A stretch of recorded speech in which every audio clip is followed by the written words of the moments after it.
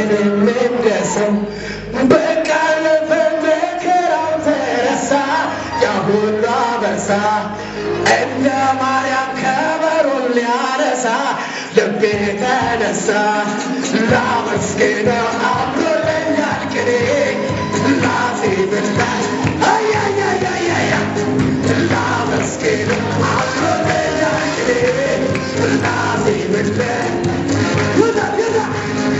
ላመስግነው አምሮለኛል ቅኔ ላዜምለት ማቄን ቀደህ እምባዬን አበስከው ፊቴን አየህ ደረስክልኝ ለምስጋና በቃው እኔም እንደዚሁ በቃ አለፈ መከራው ተረሳ ያ ሁሉ አበሳ እንደ ማርያም ከበሮን ሊያነሳ ልቤን ስለዚህ በጭብጨባ ላመስግንህ አምሮለኝ አያያይ ላዜምለት ላመስግንህ አምሮለኛል ቅኔ ላዜምለት ላመስግንህ አምሮለኛል ቅኔ ላዜምለት እንበልቲ የሉም ሲባል ይኖራሉ ጠፉ ሲባል ሲዋደዱ ብዙ መንታ ሩጫቸውን ማን ሊገታ አይታክቶ ይሄዳሉ አየሩኔ በረታሉ እንደ ንስር ይበራሉ እንደ ቅሬ ይወፍራሉ እግዚአብሔር በድግሞት ገመናሉ ከደገኛ አባት ሕዝቤናቸው ርስቴና ሕዝቤ ገንዘቤ አለው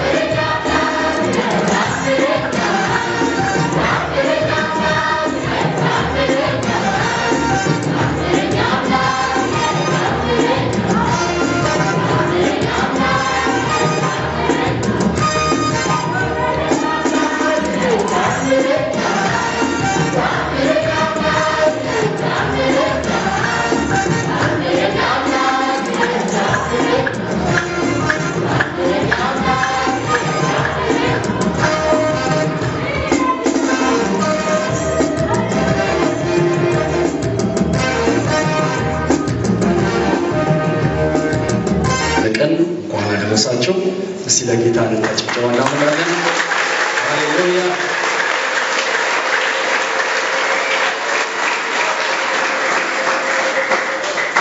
በዚህ ከኔ በፊት ያገለግላችሁ ወርሺፕ በኳየር ያገለግላችሁ ወንድምና እህቶቼ በጣም ተባረክያለሁ። ከእናንተ ጋር ደግሞ ተገኝቼ ይሄን የጌታችን የኢየሱስ ክርስቶስ የውልደት የመታሰቢያ ቀን አብሬ እንዳመልክ እግዚአብሔር እድል ስለሰጠኝ በጣም ደስ ብሎኛል። እስቲ ለታጭብጨባ ስለምነሱ ጌታ ናችሁ።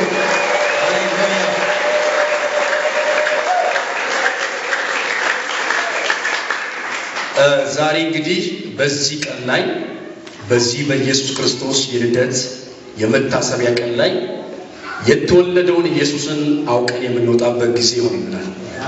አሜን አትሉም እንዴ? ትዝ ይላችኋል እነዛ ሰባ ሰገን ከምስራቅ ኮከብ አይተን መተናል ብለው ወደ ቤተልሔም ሲመጡ እነዚህ ሰዎች ቀላል ሰዎች አይደሉም። በእውቀት የሄዱ ናቸው። ኮከብ ተመራማሪ ናቸው። በዛን ጊዜ አዲስ ኮከብ ሲታይ አንድ ንጉስ እንደሚወለድ በዚህ ይረዱ ነበርና ኮከብ አይተናል እና አንድ ንጉስ የአይሁድ ንጉስ ተወልዷልና ማንም ሰው በምድር ላይ በዓለም ዙሪያ ሁሉ ላይ ሲወለድ ንጉስ ተብሎ አልተሰገደለትም። የኔና የእናንተ ግን አምላክ ገና ሲወለድ ንጉስ የሆነ ጮና ሲያሚን በሏ ሲሞት ለዳሱ የአይሁድ ንጉስ የተባለ አንድ ሰው አሚን አይልም እንዴ? ሃሌሉያ። ስለዚህ ሰው ተምሮ ምን ብሎ ነው ሀገር መሪ ንጉስ የሚሆነው? ኢየሱስ ግን ገና ሲወለድ በጣም ተራሶች አይደለም ይሰገዱት። እውቀት ያላቸው ተመራማሪ የሆኑ ሰዎች መጥተው አንድ ነገር ሰምተናል። ምንድን ሲባል በአይሁድ የአይሁድ ንጉስ ምን ብሏል? ተወልዷል ብለው ወደ ቤተልሔም ሲመጡ ሄሮድስ ሰምቶ ደነገጠ ይላል እና ማንኛውም ሕፃን ልጅ ሲወለድ ንጉስ ደንግጦ ያውቃል። እንኳን ንጉስና ቀበሌ አይደነግጥም። ይህ የተወለደው ግን ተራ ሕፃን ልጅ አይደለም። ገና በመወለዱ ኢየሩሳሌም ንጉስ ቤተ መንግስት ድረስ ሰው ሁሉ የደነገጠ ጮና ሲያሚን በሏል።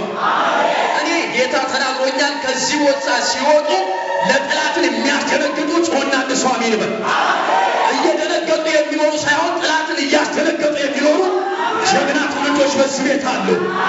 እኔ ካለ አንድ ሰው አሚን ይበላል። እና የአይሁድ ንጉስ እያሉ ሲመጡ እጅግ ሰማ። ምክንያቱም ሌላ ንጉስ እንዲወጣበት አይፈልግም። ወዲያውም ካህናቶች ሰበሰበ፣ ሕግ አዋቂዎች ሰበሰበና ይህ መሲህ የተባለ ንጉስ የት ነው የሚወለደው ሲሉት ብለው ሲጠይቃቸው እነሱ እንዲያሉ በቤተልሔም ነው የሚወለደው። አንድ ነገር ልንገራቸው፣ እነዚህ ካህናቶች ኢየሱስ ክርስቶስ በቤተልሔም በግርግም እንደሚወለድ በቤተልሔም እንደሚወለድ ያውቃሉ። የተወለደውን ሕፃን ልጅ ግን አያውቁም። እነዚህ ሰባ ሰገነቶች ከምስራቅ የመጡት ደግሞ አሕዛቦች ናቸው። ስለ ሕግ አያውቁም፣ ስለ እግዚአብሔር ቃል አያውቁም። ግን የተወለደው ሕፃን ልጅ ምን እንደሆነ አውቆታል። ለካ የሚያድን የተወለደበትን ቀን ማወቅ ሳይሆን የተወለደውን ኢየሱስን ነው። ሲያሚን በለው። ቸርነቱን ማወቅ፣ ምሕረቱን ማወቅ፣ አዳኝነቱን ማወቅ በኢየሱስ ነፃ ያወጣሃል። እውነትን ታውቃላችሁ፣ እውነትም አለ አርነት ያወጣችኋል። ዛሬ በዚህ ቀን ላይ የተወለደውን ኢየሱስን አውቀው ትወጣለህ። እና እነዛ ሰባ ሰገኞች የተወለደውን ኢየሱስን ማንነቱን አውቀዋል። እነዛ ካህናቶች ደግሞ የሚወለደውን የተወለደበትን ቀን ያውቃሉ። የተወለደውን ኢየሱስን ግን አያውቁትም። ዛሬም በዓለም ዙሪያ ሆኖ ይህን ቻናል የሚከታተሉ በዚህ ቀን ላይ ትልቁ ደህንነትና አርነትና ነፃነትን የሚያወጣቸው የተወለደውን ቀን ማወቅ ሳይሆን የተወለደውን ክርስቶስን ማወቅ ነው። ጮህ አንድ ሰው አሜን ይበላ። የዛሬ ዓመት ላይ ፓስተር አበራ ቱኬ ጋር ነው የዛሬ 2 ዓመት ላይ መጥቼ ያገለገልኩት። በጣም የምወደው በጣም ማከብረው ትልቅ መንፈሳዊ አባቴ ነው። እንግዲህ ፓስተር አበራ እንግዲህ የማያውቀው የለም። በዓለም ዙሪያ የእግዚአብሔርን መንግስት ያገለገለ በጣም የተከበረ መጋቢ ነው እና እሱ ጋር መጥቼ ጥሩ ጊዜ አሳልፈናል። ዛሬ ደግሞ እግዚአብሔር መልካም ያደርግልናል።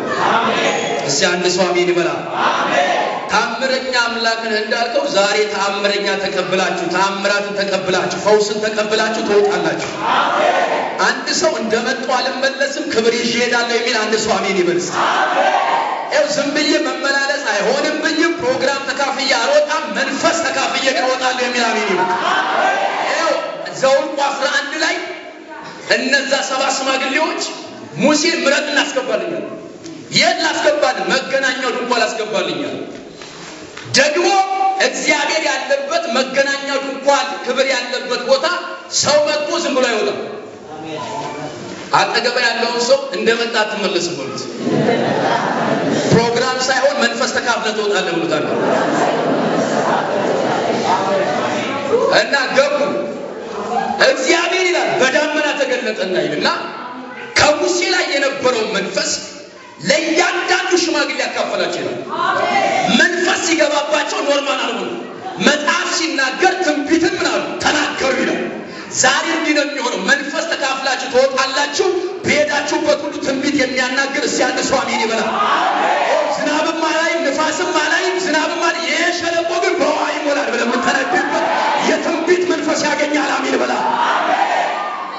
እግዚአብሔር ምስክሬ፣ ሌላ እንዲተነብልህ አትፈልግም። አሁን መንፈስ ትካፈላለህ፣ ጸጋን ትካፈላለህ። የቆመ ነገር ካለ ይቀጥላል ማለት ትጀምራለህ። በሞተ ነገራችሁ ላይ ሕይወትን መናገር ትጀምራላችሁ። በባዶ ነገር ላይ ይሞላል ማለት ትጀምራላችሁ። ይህን የሚያደርገው ዛሬ የምትካፈለው መንፈስ ነው። ጮኸ አንድ ሰው አሜን ይበል። ክብር አለ እዚህ ቤት፣ መንፈስ አለ እዚህ ቤት። ማላሳፖራ ባሼኒያ ዛሬ አጭር ደቂቃ እግዚአብሔርን ቃል አገልግልና ከዛ እግዚአብሔር እንደወደደ እናደርጋለን። መንፈስ አንድ ነው፣ ጸጋ ልዩ ልዩ ነው ስለሚል በተለያየ ነገር እናገለግላ እንደወደደ ይመራናል። አንድ ነገር ግን አምናለሁ፣ በምንም አይነት ሁኔታ ልትመጡ ትችላላችሁ። ስትወጡ ግን ጥያቄያችሁን ጥላችሁ በሽታችሁን ጥላችሁ እንደምትወጡ እርግጠኛ ነኝ። ማን ነው ጥዬ እወጣለሁ የሚል አለ? ለጌታ የሚያሳየው አምኖ የመጣ እንደ ልማድ ሳይሆን አምኖ የመጣ እልልታ ጭብጨባ ይሁንለት። ይህችን ነገር ልንገራችሁ። በሉቃስ 4 ላይ የሚገርም ቃል አለ። አንድ ቃል አለ። ኢየሱስ በምኩራብ እያስተማረ ሳለ ታውቃላችሁ፣ ኢየሱስ ባለበት ሰው ሞልቶ ምኩራብ ሞልቶ ውጭ ድረስ ነው። ምክንያቱም ኢየሱስ ያለበት ላይ አጋንንት መቆም አይችልም። ኢየሱስ ያለበት ጉባኤ ላይ በሽታ መቀመጥ አይችልም። ስለዚህ ሰው ሁሉ ጥቅጥቅ ብሎ ሳለ አንድ ጀግና ጴንጤዎች ግን ነበሩ። ኢየሱስ እንደሚፈውስ አምነው፣ ኢየሱስ ነፃ እንደሚያወጣ አምነው፣ የአልዓዛርን ምስክርነት ሰምተው 12 ዓመት ደም የሚፈሳትን ሴት እንደምትፈውስ ሰምተው በቤታችሁ ያለ ሽባ ሰው ነበር ይላል። ሽባ ሰው ተሸክመው ወደ ማን አመጡ ይላል? ወደ ኢየሱስ አመጡ። ወደ ኢየሱስ ሲመጡ ምኩራቡ ሞልቶ ውጭ ድረስ ነው መግባታቸው። ግን እነዚህ ሰዎች በቤታቸው ላይ ያለ ሽባ ሰው ተሸክመዋል። መራመድ የማይችል ነገር ተሸክመው መጥተዋል ከብዙ መንደር። በጣም የሚገርማችሁ ሰው ጥቅጥቅ ብሎ ሞልቶ ሲያይ ሌላ ፕሮግራም ኢየሱስ እኛ ሀገር መጥቶ ኮንፈረንስ ሲያዘጋጅ እንፈወሳለን አላሉ። የተሸከመው ይዘን መጥተን ተሸክመን አንመለስም አሉ። ምን እናድርጋሉ? በህጋዊ መንገዱ በሩ ቢዘጋ በህጉ ወጥ መስኮቱ ጣራውን ቀደን ይፈወሳል። መጽሐፍ ሲናገር ጣራውን ቀደዱት ይላል በመስሪያ ቤቱ። አንተ እዚህ ቤት አሁን በጣራ ላይ ወጥቶ ጣራ ቢቀደድ ፖሊስ አደውልም እንዴ? ህገ ወጥ ነው። ህጋዊ መንገድ ይሄ ነው። ስለዚህ እነዚህ ሰዎች ህጋዊ መንገዱ እንኳን ቢንጨራነቅ በሰው እኛኑ በህገ ወጥም ቢሆን ተሸክመን የመጣ ነው ሽባ ሰው ይፈወሳል እንጂ ዝም ብለን አንመለስም። አንተ ምን አይነት እምነት ነው? ከዛ ጣራው ምን አሉት? ቀደዱት ይላል። አጠገባችሁ ያለውን አለማመን ጣራ ቀደድ ብሉታል። አሜን ናችሁ ወይ? ከክብር ጋር መገናኘት ትፈልጋለህ? ተቀብተህ እንድታገለግል ትፈልጋለህ? የእግዚአብሔር ክብር ወደ እናንተ እንዲመጣ ትፈልጋለህ? እመን፣ ዛሬ ክብር ያገኘሃል። እንደመጣሁ አልመለስም የሚል አማኝ ካለ አሜን ይበልስ።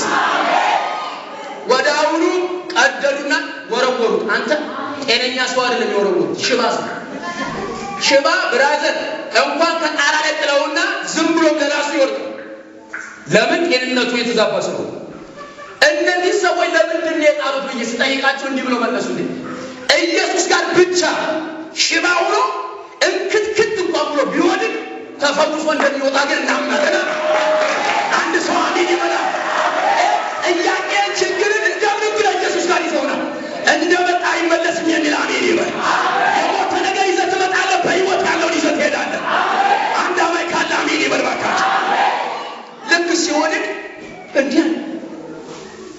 ኢየሱስ ተገረመ ይላል፣ ተደነቀ። ለካ ኢየሱስ ያስደነቀው እምነት ነው። አባቶች የተመሰከረላቸው በእምነት ነው።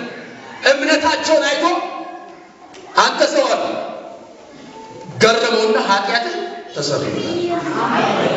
እንዴ አሉ ፈሪሳውያን፣ እንዴ ይህ ከአንዱ ከእግዚአብሔር በስተቀር ማን ነው ኃጢአት ስናሰር ያደረገው? ሰማቸውና የቱ ፈውስ ይሻላል? ከውስጥ ፈውስ ነው ከውጭ ነው ሲላቸው፣ ከዛ ተነስና ተመላለሰ። ወዲያውኑ ይላል ተነሳና ተመላለሰ ይላል። በሕገ ወጥ መንገድ ገብቶ ተፈውሶ በሕጋዊ መንገድ ወክ እያደረገ ቤት ጀመረ። ዛሬ አንድ ነገር ይሆንላቸዋል። ይሄ ቃል ተረት አይደለም፣ ዛሬ ይሰራል። የእግዚአብሔር ቃል ሕያው ነው። አንድ ሰው አሜን ይበል። መዶሻ ነው ያፈርሰዋል፣ እሳት ነው ያቃጥለዋል፣ ሰይፍ ነው ይቆርጠዋል። አንድ ሰው የእግዚአብሔር ቃል የሚል አሜን ይበላ። ቃሉ ይሰራል የሚል አንድ ሰው አሜን ይበላ። ይሄ ቃል ተራ ቃል አይደለም ብራዘር። እንኳን ይሄ ቃልና ዶክተር አብይ ከተናገረ እንደሚሆን ታምናለህ? እንኳን ይሄ ቃል የነገስታት ንጉሥ የሆነ የጌቶች ሁሉ ጌታ የሆነ ይሁን ሲለው የሚሆንለት ጮና ንሱ አሜን ይበል። ለቃሉ ክብር ያለው ሰው ሲያጨብጭብ ለእግዚአብሔር ቃል ክብር የለወጠው የሰራው ሃሌሉያ። ስለዚህ ተሸክመው ይዞት የመጡትን ጥለው ወክ እያደረገ ነው። ዛሬ ነግራችኋለሁ፣ መንፈሳዊ ሽባነት ያጋጠማችሁ፣ ጤናችሁ ላይ በሽታ ያለ ዛሬ ነግራችኋለሁ። ካመናችሁ እኔ ሳልሆን አንድ ፈዋሽ ኢየሱስ የሚባል ከኔ ጋር ስላለ ዛሬ ባለህበት ይፈውስሃል። እኔ እጄን ላጭን እችላለሁ፣ እጁ ግን ይመጣል። አሜን አሜን። ከእጁ ጨረር ይወጣል ይላል እግዚአብሔር። አሁን ይኸው ከኢየሱስ እጅ ምና ጨረር ይወጣል ይላል። አንዳንድ በሽታዎች ከባባድ በሽታ ዶክተሮች የሚፈውሱት በጨረር ነው። አየው የኢየሱስ እጅ አለ ከእጁ ይላል ጨረር ይወጣል። ኃይልም በእርሱ ዘንድ አለ ይላል። ዛሬ የሚፈውስ ጨረር ከዚህ ቤት ይወጣል።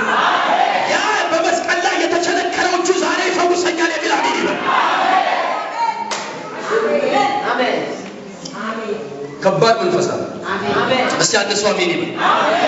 ማን ነው ያመነ ሰው አለ? እንደነዛ ሽማግሌው ሌላ ጸሎት አልጠብቅም፣ ሌላ ኮንፈረንስ አልጠብቅም፣ የሆነ ነብይ እስከሚመጣ አልጠብቅም። ዛሬ መጥቻለሁ፣ ተፈውሼ እወጣለሁ። ዛሬ መጥቻለሁ፣ አገልግሎት ጨምሮ ይወጣል። አይ እንደ ትናንትና አያቆኝም የሚል አሜን ይበል። አልለመድም የሚል አንድ ሰው አሜን ይበል። አብሮ ሊጠጣ ይችላል፣ አብሮ ሊበላ ይችላል። ከዚህ ቀን ግን የማይለመድ ጸጋ፣ የማይለመድ መጎስ በእኔ ላይ ይሆናል የሚል አንድ አማኝ ካለ አሜን ይሁን። አባቴ አሜን ለሚሉ ይሁንባቸው በኢየሱስ። ሐዋርያት ሥራ ምዕራፍ 8 ቁጥር 4 ላይ የተበተኑትም ቃሉን እየሰበኩ ዞሩ። ፊልጵዎስም ወደ ሰማርያ ከተማ ወርዶ ክርስቶስን ማንን ምን አለላቸው? ሰበከላቸው። ዛሬም የተወለደውን ይሰበክ በሚል አጠገባችሁ ያለው ሰው የተወለደው ይሰበካል። ሌላ ስብከት የለኝም በሉታል። መኪናዬን አልሰብክም በሉታል። እኔን አልሰብክም በሉታል። ኢየሱስን እሰብካለሁ በሉት። የአይሁድ ንጉሥን እሰብከዋለሁ በሉት። መድኃኒትን እሰብከዋለሁ በሉት። የተወለደው ይሰበክ። በዝማሬያችሁ ኢየሱስን ስበኩት። ስሙ፣ ሰይጣን እንዲሰበክ የማይፈልገው ስብከት ቢኖር ኢየሱስ የሚባል ስም ያቃጥለዋል፣ አይወድም። ለዚህ ነው ሐዋርያቶችን ጠሩና እንዲህ አሏቸው፣ ከዚህ ቀን ጀምሮ ገርፈው አስለው ከዚህ ቀን ጀምሮ በዚህ ስም ብትሰብኩ ዋ አሏቸው። ስለ መኪና መስበክ ትችላላችሁ፣ ስለ ማርያም መስበክ ትችላላችሁ፣ ስለ መላእክት መስበክ ትችላላችሁ፣ ስለምትነዱት መኪና ስለምትወሩበት ቤት መስበክ ትችላላችሁ አላቸው ሰይጣን። ግን አንድ ስም ሲጠራ ፈራሉ። ማን የሚባል ስም? እስቲ ኢየሱስ በሉ። አንዴስ ጉባኤ አይሰማም? ኢየሱስ በሉ ሲያለ ይህ ስም ከስሞች ሁሉ በላይ የሆነ ስም፣ አሁን ባለነው በሚመጣው ዓለም የሚገዛ ስም ጮና ነሱ አሜን ይበል።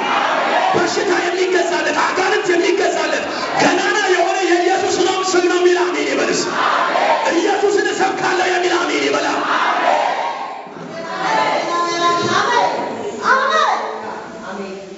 የትኛው መኪና ውስጥ ገብተህ የአንድ ግለሰብ ስም ብትጠራ ሰው ድንግጠኝ ገብተህ ግን ኢየሱስ የሚባለው ስም ስጠራ ብራዘር ምንድነው የጴንጤ ምንድነው? ለምን መሰለ የጠራኸው ምናልባት አንቺ ኳስ ይልብሽ ኢየሱስ እያልቀለብሽ ሊሆን ይችላል።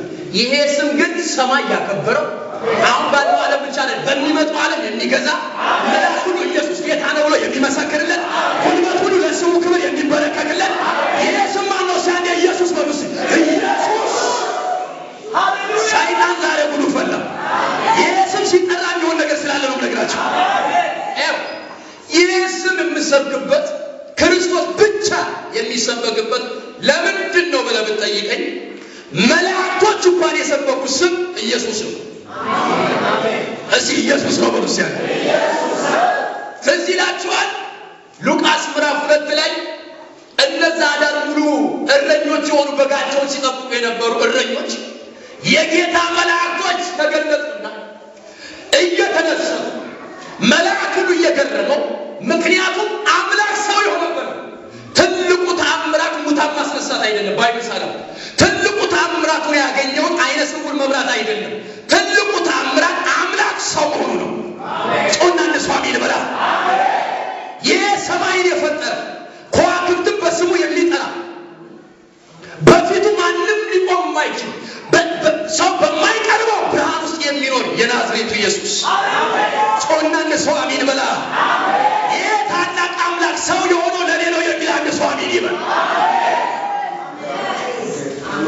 ስለዚህ መጡና የምስራች እንድንነግራችሁ መጥተናል። ምን አይነት የምስራች? ለሰው ሁሉ ደስታ የሚሆን ዛሬ በዳዊት ከተማ መድኃኒት ደግሞ እርሱ ክርስቶስ ጌታ የሆነ ምን ብሎላችኋል? ተወልዶላችሁ። የሕፃን ልጅ እንደ ማንኛውም ሕፃን ልጅ አይደለም። መጥተው መላእክቶች የሰበኩት ሙሴን አይደለም። መጥተው የተናገሩት ሌሎችን አይደለም። አንድ አለ። ማን?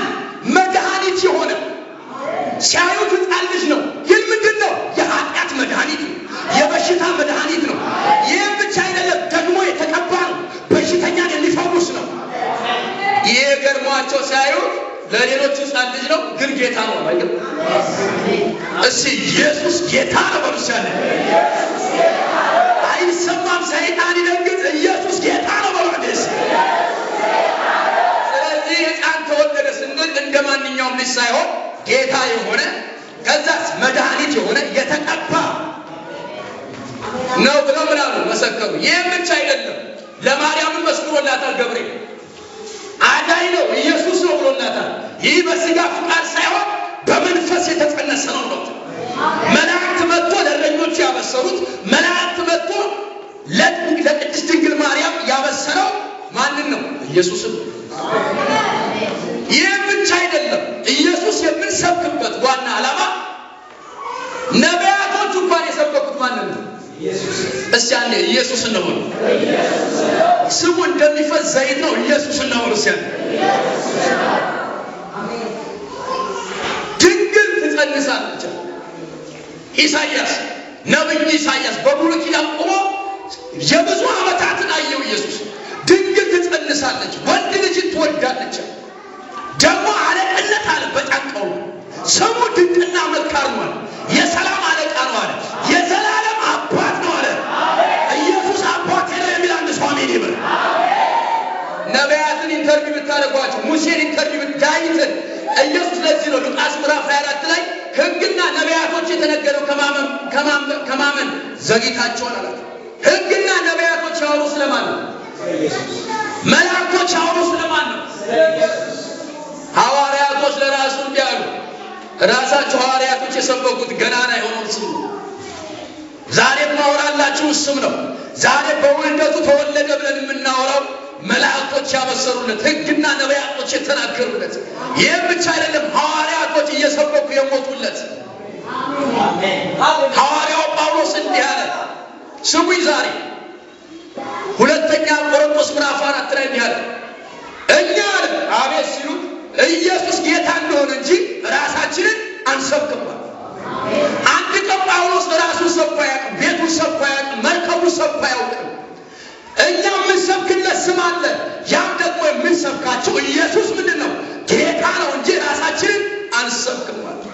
ዛሬም በዓለም ዙሪያ ሆናችሁ የምታገለግሉ አገልጋዮች በሄዳችሁበት መድረክ ኢየሱስ ይሰበክ። ዘማሪዎች በዝማሪያችሁ ኢየሱስን ስበኩት። ራሳችሁን አሰብኩ፣ ቤታችሁን አትስበኩ፣ ዘራችሁን አትስበኩ።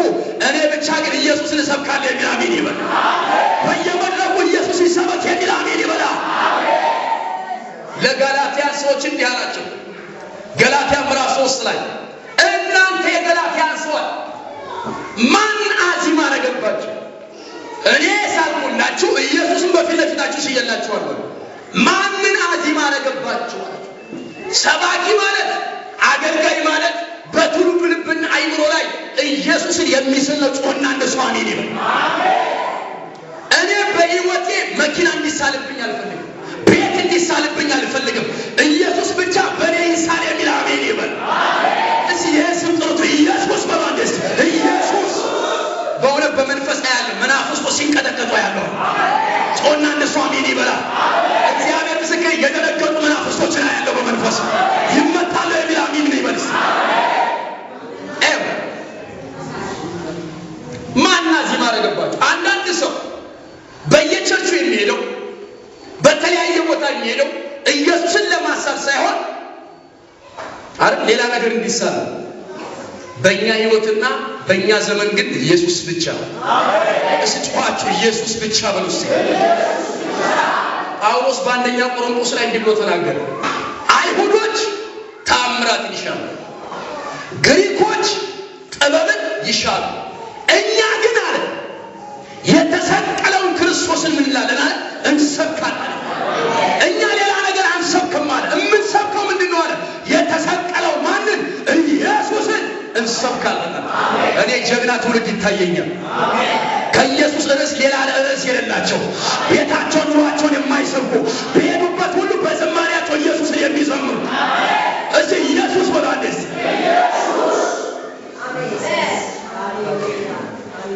እኛ የተሰቀለውን ክርስቶስን ምን ላይ ይህች ቤተ ክርስቲያን ደስ ይበላችሁ።